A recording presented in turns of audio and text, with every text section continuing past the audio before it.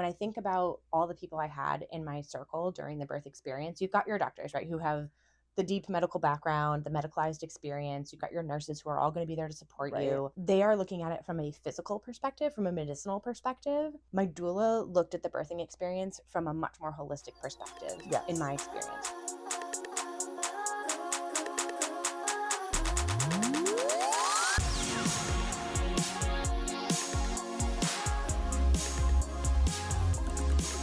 Mary, you want to do this? I am ready to do this. All right, let's do it. Cheers. Cheers. Hey guys, I'm Meg. And I'm Mere. And welcome to another episode of Moms Off Script. You ready to get into this one tonight? I'm really excited to talk about this topic. I'm really glad that we're including this kind of in our season 1 launch of everything, because it just feels like something that I'm so passionate about, and I'm glad we're going to talk about it. Yeah, I'm excited to like dip into our birth stories, but not really like get into them. Like just kind of like a little sample. An appetizer. And I'm really excited to talk to you about your experience, because I know you made a lot of choices early on that led to your birth experience. Yeah. So I'm really excited to talk about it. Yeah, me too. I think this is something, once I gave birth, I wanted to hear everybody's birth stories and everybody's take on these things. So it's something I'm super passionate about. And like you said, we're not going into the full birth story. Yeah. You got to come back for season 2, maybe. We'll see. But we'll tiptoe into that. Yeah, that realm. For sure. So you had 2 unmedicated births, correct? Yes. And let's be clear, because when I say unmedicated, we probably should say like 2 births without pain medication. Right. Both my births were in the hospital, and I did have Pitocin for both births. So they were medicated in that sense. Yeah. But we'll probably just say unmedicated birth, and we're specifically talking about pain medication like an epidural, nitrous, other types of stuff like that. Yeah. You, though, had a different path. What did you do? I had an epidural for both. I had Pitocin for both and an epidural for both. My epidural with my second wore off. So that was fun. It's a fun experience for everybody. A lot of yelling going on. But I had no real plan. I knew my options going into the hospital, but I really didn't know what my plan was. And I kind of just went to the hospital like, if I can do it without pain meds, great. If I need the pain meds, I'm taking them. Yeah. And that was kind of my approach. I didn't really like have a plan. I really had zero birth plan, honestly, which feels very opposite to what you did going into the hospital. I will say that birth plan was kind of a dirty word for us. We always said birth preferences, because with our doula, she was very much like, there's really no plan, right? We can have some preferences. You can hope for the best. You can have a vision of what you want. But at the end of the day, the birth is going to birth. Correct. Yeah. You got to kind of go with the flow. But yeah, no, we really went with the flow and had like not even a preference. I mean, I guess we had some preferences, but we just kind of like went in and knew we were going to leave with a baby. And I feel like a common theme with us is that they were very different approaches. All right, Mere. So we talked a little bit about it at the top of the episode. You had unmedicated births as well as used a doula, which you mentioned. So I want to explore that process with you. Yeah. All right. So talk to me a little bit about like when you first found out you were pregnant and going through this process, like what was your thought process and your conversations with Joey about deciding to have an unmedicated birth or deciding to explore that as an option? Yeah, I'm glad you put it that way, because at the end of the day, we accepted that like we might not be able to control it, but we were kind of shooting for this unmedicated experience. Right. Really, there were a couple things that were driving me to do it. And I think when people hear like you had an unmedicated birth, so often people go, why? Even my nurse, when I was giving birth to Teddy, was like, why? And she meant it from a curiosity perspective. Right. She wasn't like, why are you doing this? But I think that's a really natural question. And for me, there's probably like 3 main things that I think of. Yeah. I think the biggest and most important thing for me was that I really believed in my body's ability to do this thing.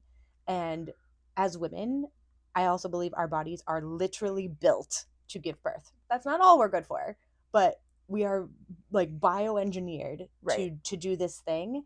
And I really wanted to experience it in its fullest sense. I also know my mom had unmedicated births, so I felt like she had kind of forged this path. And now we get a little woo-woo, so bear with me. But I also feel like going through that experience without pain medication, it reminds me of like my grandmothers and her mother and her mother and her mother who didn't have access to pain medications in the way that we did. And I just felt more connected to them and their experiences, and like the connection to all mothers and birthing experiences in that way. So I liked the idea of it. I felt like it was something I could do. I would definitely didn't feel like if I couldn't do it that I would have quote unquote failed. We'll get into this a little bit, but Joey and I had a code word for like I give up. Yeah. give me the meds that only we knew, so that if I said the code word, he would, you know, act on that request. Yep. So very early on, I was like, this is something I'm interested in. I want to explore. I'm not tying my birth success to not having pain meds, but I do want to try and do this to have what I felt like was a full birth experience in my eyes.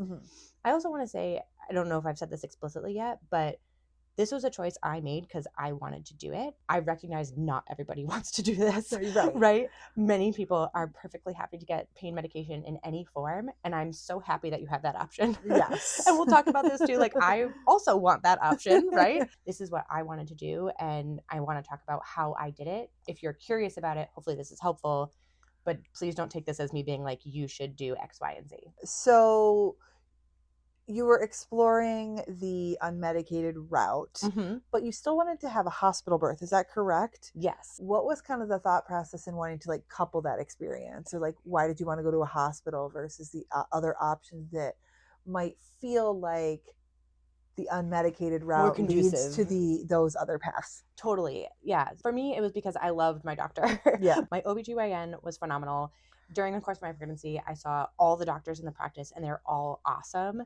And they only worked out of the hospital. Right. So if I wanted to be birthing with them, I needed to go into the hospital. I also felt like, you know, God forbid something goes wrong, I want to be in the place where something can be handled immediately without any concerns. So I was very comfortable saying, this feels like a nice happy medium. I want to go for this low intervention experience in a place where if I do need intervention, that's not going to be a problem. We had a planning meeting, a Moms Off Script little meeting a couple weeks ago. One of the things that you mentioned when we were talking about potential upcoming episodes was knowing that one of your goals was to have an unmedicated birth, that it required a specific type of preparation. Yeah. And we did speak on your like physical fitness type preparation back in episode 7, but that also took like mental prep. Yeah. And so can you talk to me a little bit about what that mental prep looked like and why you decided to go with a doula? Because I think that's kind of what led to some of this mental prep. Definitely. So our doula was phenomenal. Shout out to Janice. She was present for both of our births. She was actually the second person I texted when I found out I was pregnant for the second time. Amazing. To immediately get on her calendar.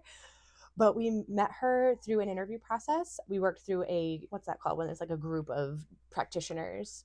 Practice? Sure. We went through them and we filled out a survey, and they matched us with 3 doulas that we then interviewed, and we picked a first choice and a second choice. Okay.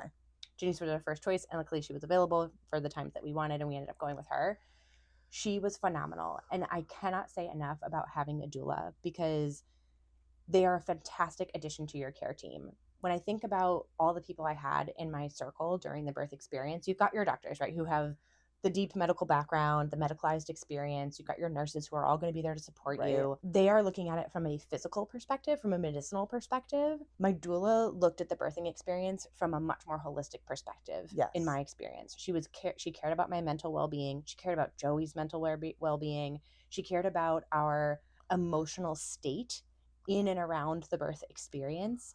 She got to know us as people really thoroughly, so that when it came to giving birth, she knew not just what we wanted from a preference perspective, but why and what our mental states were, so that she could really guide us through the process. She also was really great about suggesting things to help us prepare for the birth experience. I should also say that when we met Janice, it was 2020. It was COVID time. So we were fully prepared for her to not be able to be at the hospital. She basically trained Joey to be a doula, like in all the movement techniques, what to get when you get, like what to ask for, ice chips and a fan and this thing, and like make sure you have this, this, and this, how to advocate for me when I'm off in quote unquote labor land and I can't talk. How do you speak to the staff? How do you ask for what we need? She was a huge fixture in our preparation. She also recommended birth classes. She recommended podcasts. She recommended books. She really met with us on a regular basis to guide us through the preparation, and with the goal of creating this birth preferences guide that we gave to the hospital staff when we got there. But she really walked us through every step of it and made us think about what our choices were, as opposed to this is how the hospital does it, so just be prepared for A, B, and C. She would say, this is the standard. Your choices are 1, 2, and 3. Let's talk about each one. Let me give you resources to understand why this is the standard versus here's your other options. Right. And really helped us craft a really holistic birth preference plan. Now, so I know at my OB practice, there are options to have doctors or midwives from a birthing perspective. What's the difference between a doula and a midwife? That's a really good question. And at our practice, we did not have an option for midwives. Okay. So they did not have midwives either at the OBGYN or the hospital, which is another reason I really wanted to have a doula there to kind of bring that perspective in. My understanding is that midwives have medical background. They are trained in the clinical aspects of birth.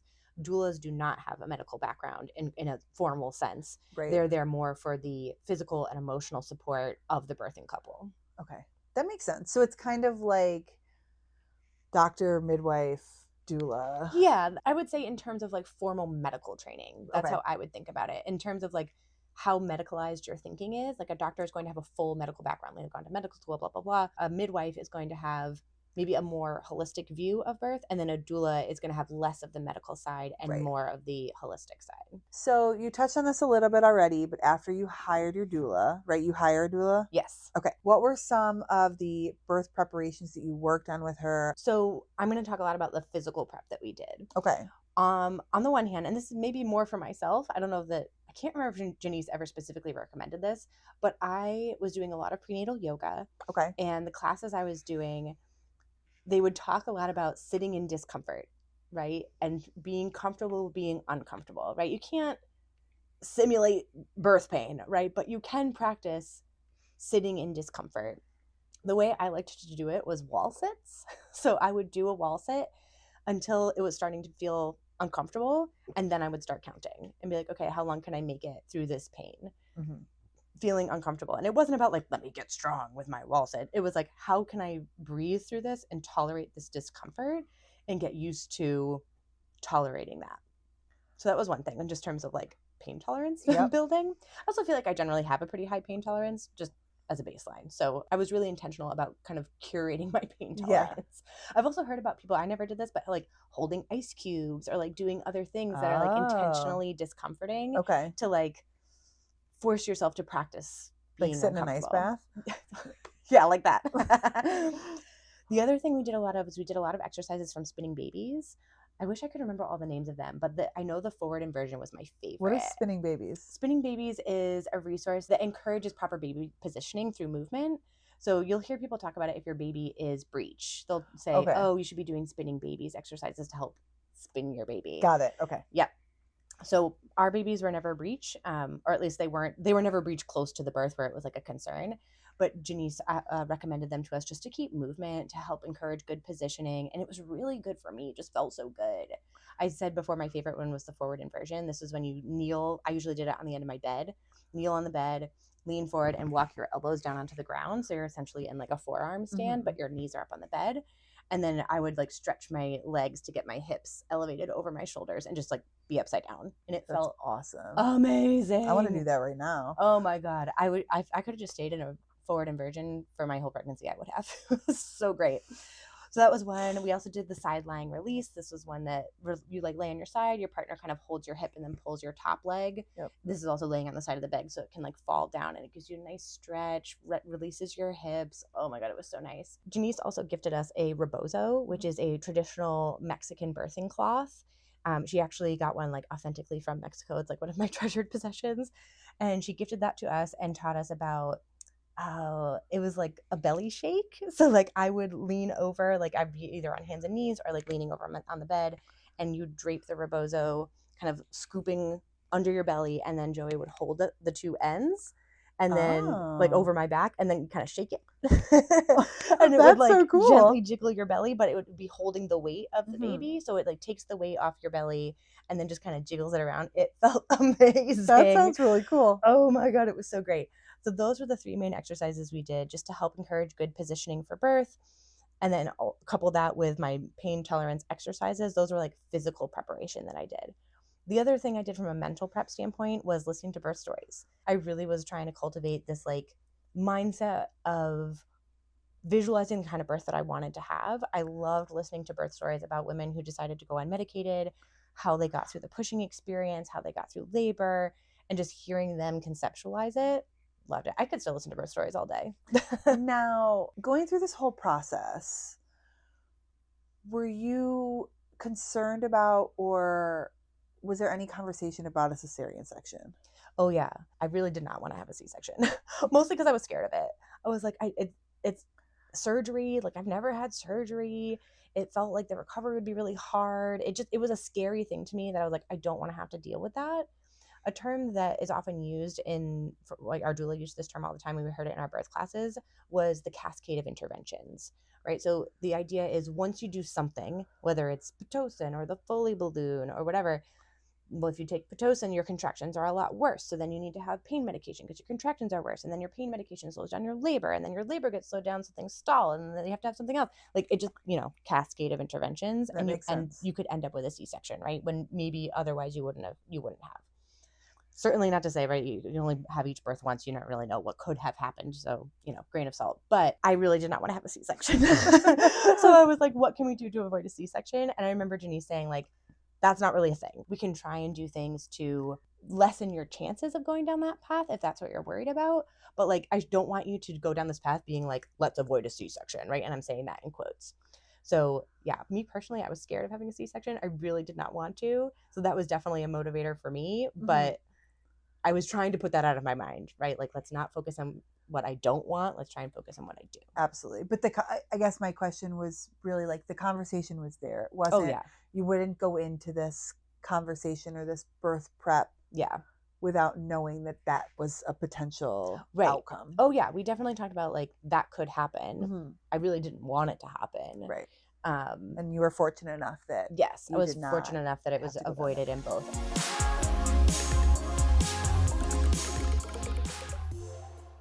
Okay, so now we're heading to the hospital. Baby's coming. Woo, yeah. All right.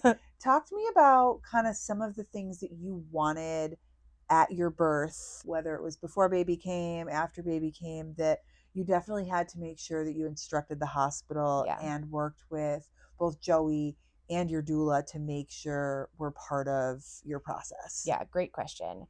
I would say there was only one thing that I was adamant about, and I said this to the hospital staff. I was like, listen, I know we have a birth preference. I promise not to be one of those crazy moms that wants, like, exactly everything just so, but there is one thing that is, if this doesn't happen, I will leave here mad. And they're like, oh my God, what? And I was like, I don't know the sex of my baby, and when the baby is born, I want my husband to be the one to say it's a boy or it's a girl. Nobody say it. They were like, okay, that's easy. We can definitely do that. We did that. Yes. Yeah. So we wanted to be surprised. I wanted my husband to be the one to say it. I know we're not doing birth stories, but fun fact, when I was about to give birth, my baby was coming out of my body. I was screaming, nobody say it, nobody say it, nobody say it. And the hospital staff was like, we're not going to say it. Like, that's really, so really adamant. Funny. And no one said it. Joey got to say it. Yeah. So mission accomplished. But other than that, so one thing that I found a lot of value in with our doula is that if you go to the hospital and say nothing, right? You're like, you just show up with a baby and you're like, I want to have this baby do whatever you normally do, and you have no preferences, they have kind of a standard operating plan that they'll follow, right? That is the standard of care, shall we say. Having a doula allowed us to go through every step of that and really understand what is the standard of care, what are our options? Do we have to do that thing? What if we don't do that thing? What does that mean? And just putting some thought into what that looks like. Now, I will say for us personally, like 95% of it, we're like, sounds good, right? Like the normal thing was fine. But there were a couple of things that we wanted to do slightly differently. So one really easy one that isn't that weird is we wanted Joey to cut the cord for both the births. That was no problem. They're like, cool, sounds good. Something that was a little different was that we wanted to delay our cord cutting. We did like 3 to 5 minutes was our delay. I think you hear about people, you hear the term wait till white. So like when the umbilical cord no longer has any blood in it and it's white, that would be when people cut. I know our hospital was a little sketchy about that. I had asked for wait till white and they were like, ooh, we don't normally do that. We can try, we'll see. And I was like, how about 5 minutes? And they're like, that's fine. We can definitely do 5 minutes. And what's the benefit of that? The idea is that there's a lot of like really, I want to say like nutritious blood. I don't know, like there's like good stuff in that umbilical cord and like stuff flowing to your baby. And if you cut it off too soon, your baby doesn't get the full benefit of all of that nutritious blood. That's not the right term, but you know what I mean. Talk to your doula about it if you ask have your a doula. But there's like good stuff flowing into your baby after birth, and you want to like let all of that get there. If you cut it too soon, you might be like cutting that off. Okay. That's my understanding of it, at least. All right. If you're interested in doing that, talk to your doctor. Yeah, 1,000. I mean, that's like a disclaimer across this whole thing. Like, this is what we decided to do. But yeah. Another thing we decided to do was that we wanted to savor our golden hours. So we said once the baby was born, we didn't want to have to do any tests or anything that could be delayed. We asked for it to be delayed for at least an hour. There are some things they have to do right away to like make sure the baby's fine. Yeah. And assuming everything was fine, that was what we were asking for. Obviously, if there was something wrong, then you should do the NICU, whatever. Like, you handle that the way it needs to be handled. But we said, assuming the baby is fine, we want to have all tests and everything delayed as long as possible. We want to have a quiet golden hour. And we got to have that with both of our babies. And that was just like truly some of the happiest moments of my life. Just like our nurse would maybe putz in and just like, do you want any water? And just like check on things. Janice was there with us, and we were able to like decompress on both of our births. Like just like what just happened. Yeah. And I was breastfeeding and my baby was on my chest. It was just like the best moment ever. So I'm so glad we had that. We also decided to delay baths. And Joey and I wanted to do the bath. So we said at least 24 hours before the bath. So none of those things were like crazy from the hospital's perspective. And when I ran by them, I was so nervous to talk about them with my OBGYN. That was another thing. Janice was like, now listen, these are what you want. You stand up for what you want. You advocate for yourself, right? So, because I'm in the appointments by myself because it was COVID. Right. So she coached me through how to ask for these things that I wanted. And my OBGYN was really accommodating. The only thing, like I said, they were like, was the waiting on the cord. And we were able to come to a good compromise on that.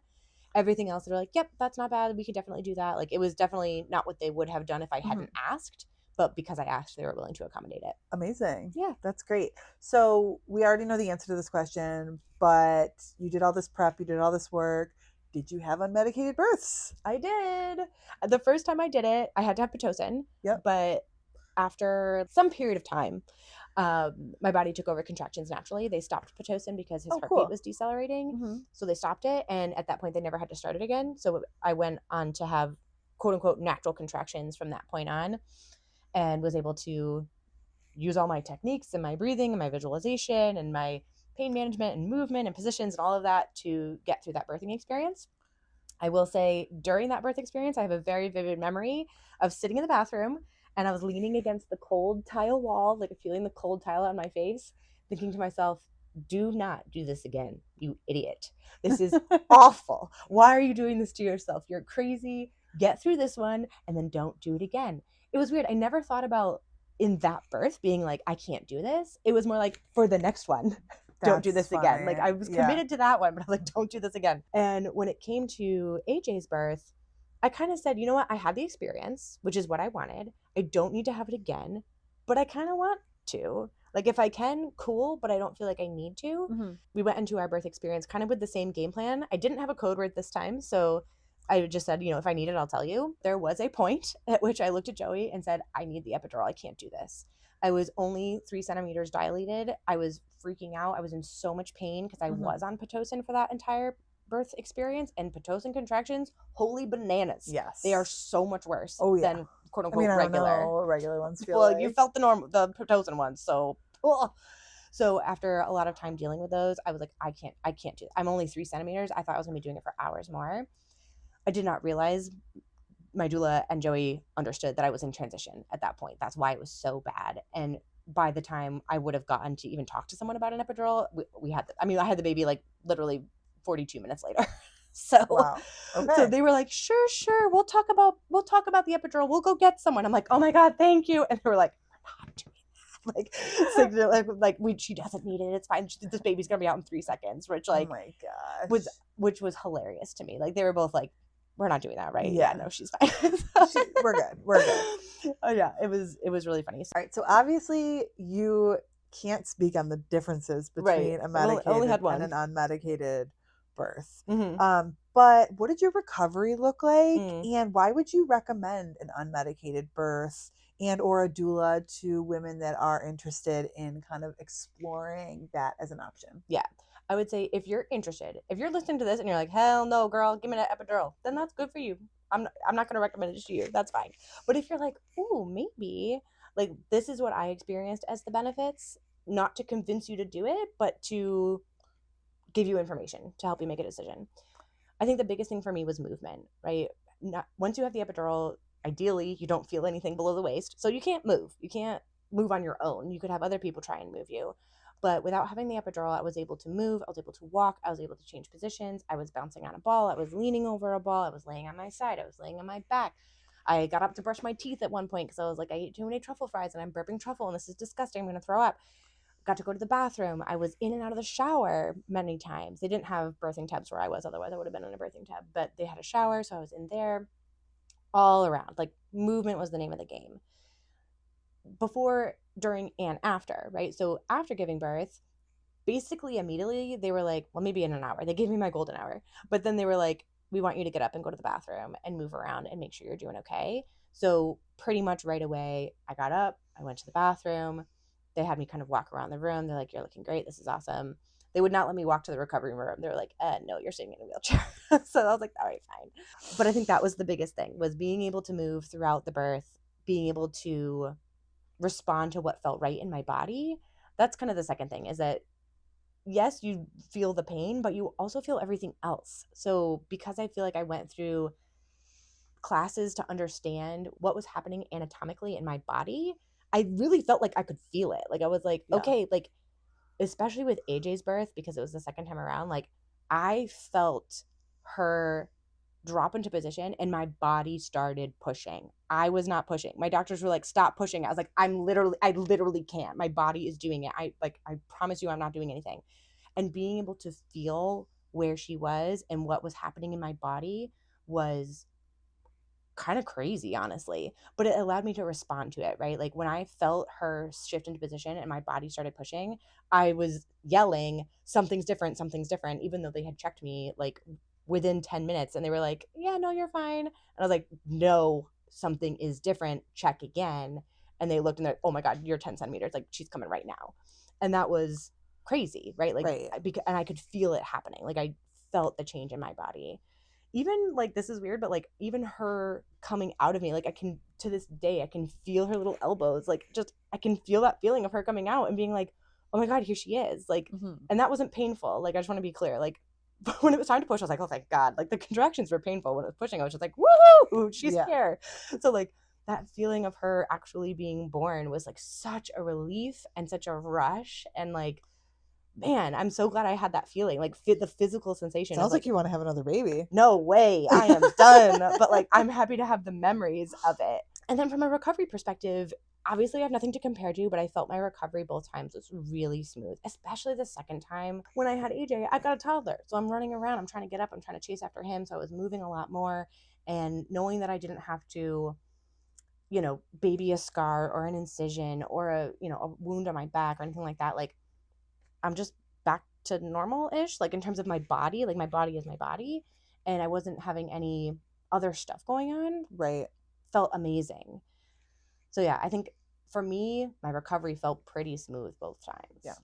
And I remember a nurse saying, in I think it was after Teddy's birth, when she got me up to go to the bathroom, she was like, this is my favorite part about epidurals, so that you can get up, or not having an epidural, is that you can get up right away. There you go. Yeah. So those are some recommendations or reasons you would recommend it. Tell me about advice. What advice do you have for women that are looking to either do an unmedicated birth or hire a doula? Yeah. If you want to hire a doula, no, I have no problem recommending saying do it, right? Unmedicated birth is not for everybody. Hiring a doula, I think everybody could benefit from it. Like if you can afford it, because that is a factor. I know not everybody is in a financial position to hire a doula, but most doulas have like different, you know, stages of involvement. If you are interested in it and you can afford it, I 1,000,000% recommend it. Like I see no downside to hiring a doula. Like it's only good things. And I will say my husband, who is like Mr. Stoic and logical and practical, was like, when we got pregnant the second time, was like, so when are we calling Janice? Like he wanted her there 1,000%. So yeah, no reservations, hire a doula. If you are hiring a doula, make sure you interview them, talk to them, make sure it's someone you click with, like approach it like you would a therapist, right? Like you want someone who's going to listen to you, that clicks with you, that wants to get to know you and your experiences and support you through it, and that you have the right vibe with.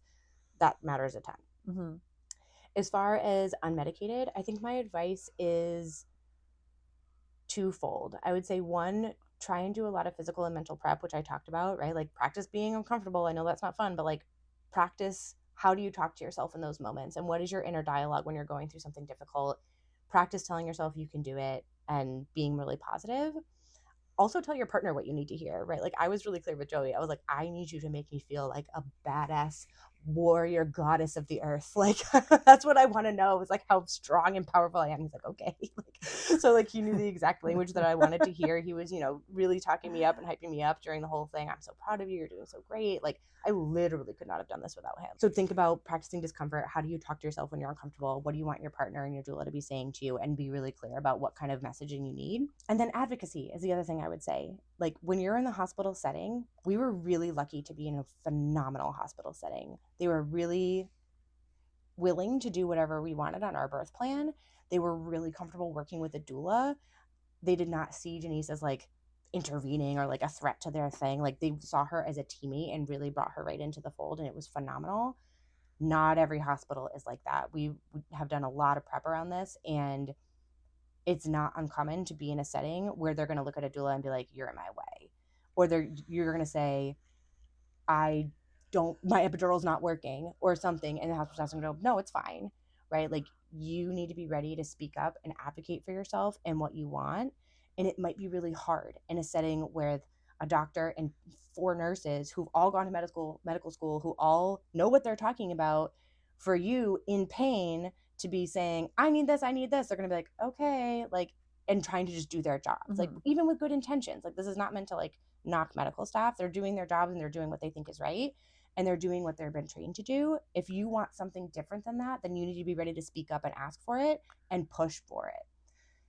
Another thing Janice worked with us a lot on, and thankfully we didn't have to use this at all, was if you have a nurse or a doctor in your room and you don't like them, you can ask them to leave, right? You can say like, please leave. Like if they're like, I need you to move, if they're being gruff, if they're throwing off your vibe, like so much of your birth experience is dependent on how you're feeling. Mm-hmm. If you don't feel safe, if you don't feel empowered, if you don't feel comfortable, everything's going to stall out. So if you had a nurse come in your room and order you around and boss you around and be like, you can't do that, move around, what are you doing, blah, blah, blah, like can immediately throw off your vibe. And Janice was really clear that like you are in charge of who's in your room. If a nurse comes in and you're not vibing with them, you can ask them to leave. You can say, I want a different nurse, please. And if Meredith, you're like off in labor land, Joey, that's your job. You can say, you're not working, please leave. And we didn't have to do that at all. Our nurses were phenomenal. But if you are in a different setting where maybe you're not vibing with your hospital staff or it's not working out well with those nurses, like don't be afraid to say, I need you to leave, and switch it up. You're allowed to do that.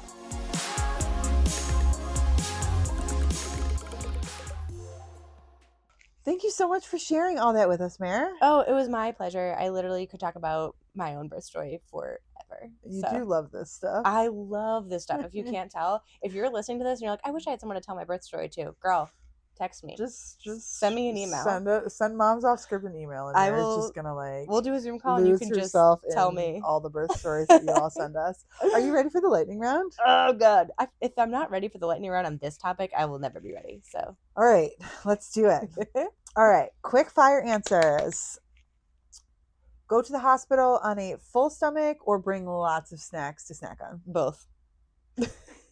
What is your go-to labor snack? Dried mango. Ooh, that's a good one. The sweet ones or like the ones with sugar on them? No, just plain dried mango and honey sticks. That was the other one. Love me some honey sticks. Yes. What is your preferred birthing position? I really thought I would give birth on my knees. Both times I gave birth on my back. That was a side effect of being in the hospital. Urge to push or wait to 10 centimeters? Oh, urge to push. Don't just push at 10 centimeters. Okay. What was your favorite birthing apparatus? Oh, my spiky ball. I had bruises on my hands for like days after that. Okay. Who told you about a doula?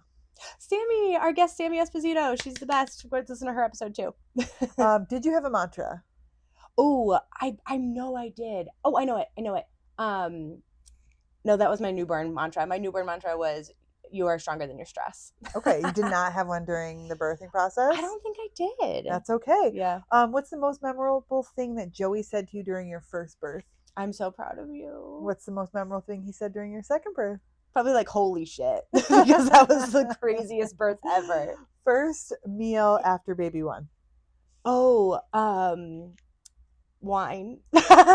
No, we had steak, like a good rare steak. After baby two? sushi. Ooh, Yeah, that's a good one. so good. You passed. Yay, I did That's it. it. You did it. That was a pretty straightforward lightning round. Truly though, when we came from the hospital, my father-in-law like brought wine within 20 minutes of being home and like poured me a glass. But like, did you not eat in the hospital? No, we ate in the hospital. They give us, the hospital we were at had a specific like morning of mother, like the morning after you like gave the next birth, meal. breakfast, and I got steak. It was not rare. That steak was not rare, but my first like by choice steak was delicious. The hospital that we were at gave us like the next meal. Like you had 24 hours to order like your new parent meal or whatever, same. and it came with like a bottle of Martinelli's and Ooh, like dessert. Yeah, it was cute. I remember we had that like steak dinner that was delicious, but I remember more breakfast with Teddy because he was born at like 3 a.m. It was like French toast and sausage and eggs, and it was hospital eggs, and I was still like, oh my god, I was so hungry. Good, delicious, amazing. Well, thank you again for sharing all your wisdom about having an unmedicated birth and the process that you went through to hire a doula. It always sounded amazing. I mean, an unmedicated birth is not something I chose to do. It's not for everyone. It's not for everyone. But I really appreciate you taking the time to kind of share all that with us. Absolutely. I'm going to give one last shout out to Janice, our incredible doula. I love you so much. And a shout out to Joey, because literally without the two of them, it would not have been possible. I would have definitely given up. Amazing. Way to have a good support system. Amen. Amen. All right. So you can catch clips from this episode on TikTok and Instagram. We are Moms Off Script. You can also catch YouTube shorts. So you can listen to this wherever you get your podcasts, including watching us on YouTube. And you can shoot us an email. Share your birth stories. Did you have an unmedicated birth? Did you have a cesarean section? Did you go in and wing and it? forceps and all the things? Tell me all of it. I want to know everything. Mere wants to know. So shoot us an email. We are momsoffscript@gmail.com. You can also send us a text link in the show notes here. And that's all we've got for now. So we will see you next Thursday. Thanks again for tuning in. Bye. Bye.